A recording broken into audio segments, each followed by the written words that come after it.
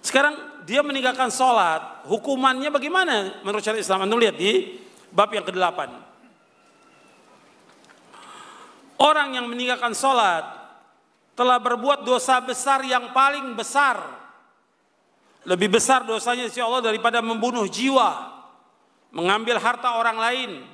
Lebih besar dosanya daripada dosa zina. Lebih besar dosanya daripada dosa mencuri. Lebih besar dosanya daripada dosa minum khamar. Minum minuman keras, lebih besar dosanya. Orang yang meninggalkan sholat akan mendapatkan hukuman dan kemurkaan Allah di dunia dan di akhirat.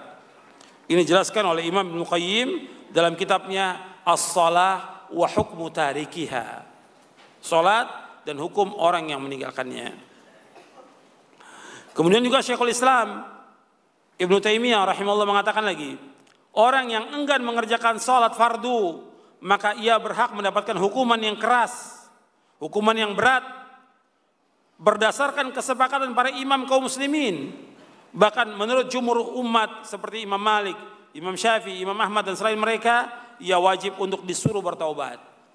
Ini perhatikan nih, orang yang tidak sholat diberikan hukuman yang berat. Diingatkan dia suruh sholat dan diingatkan dia untuk taubat kepada Allah SWT. Kalau dia taubat dan dia mau sholat lagi, maka ia terbebas dari hukuman. Dan jika tetap dia tidak sholat, maka dia dibunuh.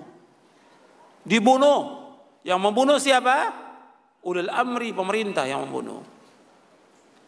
Bahkan orang yang meninggalkan sholat lebih jelek daripada pencuri, lebih jelek dari penzina, lebih jelek dari peminum khamar, dan lebih jelek dari pengisap ganja. Ini dalam Majmu' Fatawa di juz yang ke-22 di halaman 50 oleh Syekhul Islam Ibnu Taimiyah rahimahullah. Jadi orang yang meninggalkan sholat dosanya lebih jelek, lebih besar daripada orang yang berzina. Lebih jelek dan lebih besar dosanya daripada orang yang mencuri. Lebih jelek dan lebih besar dosanya daripada orang yang minum minuman keras. Orang yang meninggalkan sholat dosanya lebih jelek dan lebih besar daripada pengisap ganja. Ya, sholat ini tiang agama. Dan yang pertama dihisab pada hari kiamat masalah sholat ini. Makanya harus diberikan hukuman yang berat bagi orang-orang yang meninggalkan sholat ini. Dijelaskan oleh para ulama, sebagian ulama berpendapat orang yang tidak sholat, dia dihukum bunuh seperti dibunuhnya orang-orang yang murtad. Jadi orang yang murtad dari agama Islam, dia Islam, kemudian dia murtad masuk ke agama Kristen atau Yahudi atau yang lainnya, maka orang ini harus dibunuh oleh pemerintah. Dengan dasar hadis Nabi yang sahih yang diriwayatkan oleh Imam Bukhari, Nabi yang bersabda, "Man baddala dinahu faqtuluhu." Barang siapa yang merubah agamanya, bunuh dia. Yang merubah agamanya, bunuh. Yang membunuh siapa? Ulil amri. Makanya harus perhatikan orang-orang yang merubah agama yang tadinya Islam, kemudian masuk Kristen dia. Karena dia ingin nikah umpamanya dengan seorang wanita, akhirnya dia masuk Kristen. Ini harus dibunuh menurut syariat Islam. Harus diberikan hukuman yang berat, nggak boleh dibiarkan. Kepada saudara-saudaranya juga harus diberikan hukuman orang itu. Dihajar. Tidak disambangi, tidak ditengok, tidak dibantu, nggak boleh bantu. Orang yang tidak sholat tidak boleh mendapatkan zakat, tidak boleh. Orang yang tidak sholat nggak boleh diberikan sedekah, tidak boleh. Ini penjelasan Syekhul Islam Ibnu Taimiyah dalam Majmu' Fatawanya. Dan juga penjelasan Syekh Abdul Aziz bin Abdullah bin Baz. Orang yang sholat nggak boleh diberikan zakat. Orang yang tidak sholat nggak boleh dikasih sedekah, nggak boleh. Banyak di pinggir-pinggir jalan orang-orang yang minta-minta nggak sholat, jangan dikasih. Hatta saudara sudah diingatkan tentang wajibnya sholat, nggak sholat, jangan dikasih, jangan dibantu, jangan dibantu, sampai dia jera dan taubat. Mesti hukumannya dia bukan dikasih sedekah, bukan, dibunuh oleh pemerintah. Dibunuh oleh pemerintah. Jadi jangan belas kasih kepada orang-orang yang tidak sholat. Disuruh mereka untuk sholat. Kalau mereka katakan, ya saya gimana saya sholat? Saya nggak punya pakaian. Maka pengurus masjid kasih pakaian kepada dia, jilbabnya. Atau yang mengatakan, saya gimana sholat, saya nggak punya sarung, belikan sarung, kain sarung untuk sholat dia. Belikan. Jadi nggak ada alasan bagi dia untuk tidak sholat. Nggak ada alasan. Di alasan celana saya kalau kerja kotor. Kotor bukan najis. Perhatikan, kotor bukan najis. Kena debu, kena air, kena minyak, kena bensin, kena oli, tidak najis. Kayaknya najis.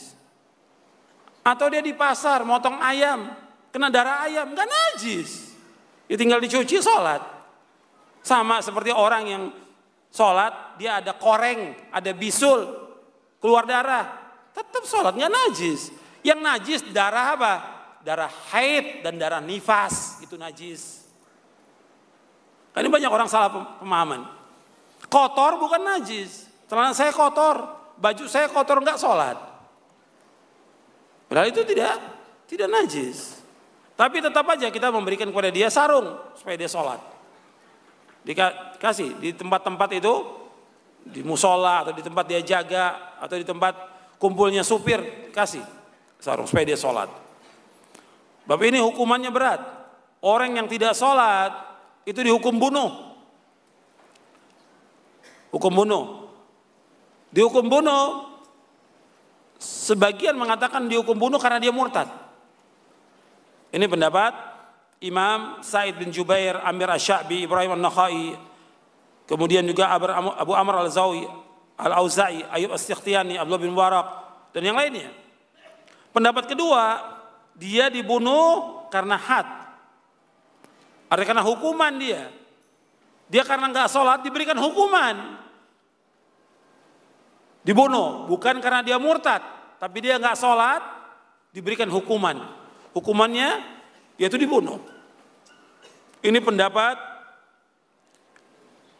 Imam Malik, pendapat Imam Syafi'i, dan ini riwayat yang dipilih oleh Ibnu Battah. Jadi orang yang tidak sholat itu, yang pertama hukumannya, yang pertama ada dua. Yang pertama ini hukumannya dia dibunuh karena murtad. Ini pendapat yang pertama. Tapi pendapat yang kedua, dia dibunuh bukan karena murtad, karena diberikan hukuman had dia. Jadi berat nih, masalah sholat itu bukan masalah ringan. Sekali dia nggak sholat harus diberikan hukuman. Tapi kalau ada orang yang dia tidak sholat, kemudian diberi ancaman, kamu sholat atau kamu dibunuh. Dia pilih apa? Saya nggak mau sholat, saya mau dibunuh aja. Kalau yang seperti ini, kafir atau tidak? Kafir, jelas. Karena nggak mungkin ada orang Islam yang dia milih bunuh daripada sholat, nggak mungkin. Berarti memang sudah hilang keislaman dia dari hatinya dan dia kafir. Antum lihat penjelasan Syekh Albani di halaman 57. Antum lihat di halaman 57. Perhatikan, ini penting ini. Ya. Sesungguhnya orang yang meninggalkan sholat karena malas, maka sah dihukumi keislamannya. Tetap dia Islam. Selama tidak ada sesuatu yang menyingkap apa yang disembunyikan dalam hatinya. Atau yang menunjukkan pada hal itu. Dan ia meninggal di atas yang demikian sebelum ia disuruh untuk bertaubat. Artinya tetap dia Islam. Sebagaimana hal tersebut terjadi di zaman sekarang ini. Artinya Syekh Albani berpendapat kalau dia meninggalkan sholat karena malas sampai akhir hayatnya, tetap dia dikatakan orang Islam, tidak dikafirkan. Yang kedua, antum lihat, perhatikan. Adapun jika ia diberikan pilihan antara dibunuh dan bertaubat dengan kembali menjaga sholatnya, lalu ia memilih untuk dibunuh, maka ia harus dibunuh. Dan pada keadaan seperti ini, ia mati dalam keadaan kafir. Tidak boleh dikubur di pemakaman kaum muslimin dan tidak diberlakukan hukum-hukum kaum muslimin atasnya. Karena tidak masuk akal. Kalau bukan karena pengingkaran dalam hatinya, ia memilih untuk dibunuh, nggak mungkin. Disuruh sholat atau dibunuh, Dia milih apa? Dibunuh. Berarti hatinya memang sudah mengingkari apa? Kewajiban sholat yang 5 waktu. Kafir orang ini. Secara akal juga mustahil orang itu memilih dibunuh daripada mengerjakan sholat. Hal ini menunjukkan kepada kekafirannya. Hal ini diketahui secara pasti dari tabiat manusia untuk menetapkannya tidak butuh lagi kepada dalil. Ini dibawakan oleh beliau dalam silsilah hadis as-sahihah di juz yang pertama. Kemudian hukuman yang kedua bagi orang yang tidak sholat, hukuman yang kedua yaitu dia dipenjara sampai mati. Dipenjara sampai mati. Dipenjara oleh ulil amri orang-orang yang nggak sholat ini sampai dia mati. Sampai dia tobat mau sholat lagi. Yang ketiga, dia diberikan hukuman dengan hukum cambuk. Dia diberikan hukuman cambuk, diberikan takzir. Jadi bagi orang yang tidak sholat itu didera, dicambuk. Dan ini kebijaksanaan dari ulil amri. Kemudian dia melihat ada orang-orang yang nggak sholat, maka dia diberikan hukuman dengan cambuk di hadapan kaum muslimin yang lainnya supaya yang lainnya mau sholat.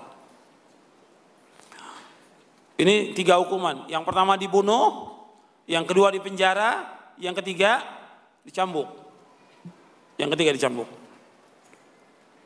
Jadi hukuman tentang masalah sholat ini berat. Karena itu, ikhwani fiddin, azakumullah, kita harus ingatkan ini, nggak boleh diam. Antum semuanya ingatkan, ya yang kerja di pabrik atau di mana saja, teman-teman itu ingatkan. Dan antum kalau punya jabatan sebagai atasan, itu bawahan itu diwajibkan untuk sholat, ditekankan, harus mereka sholat. Antum sebagai kepala rumah tangga, keluarga antum harus suruh sholat, pembantu harus suruh sholat. Supir harus suruh sholat, wajib. Kalau enggak akan ditanya oleh Allah pada kiamat.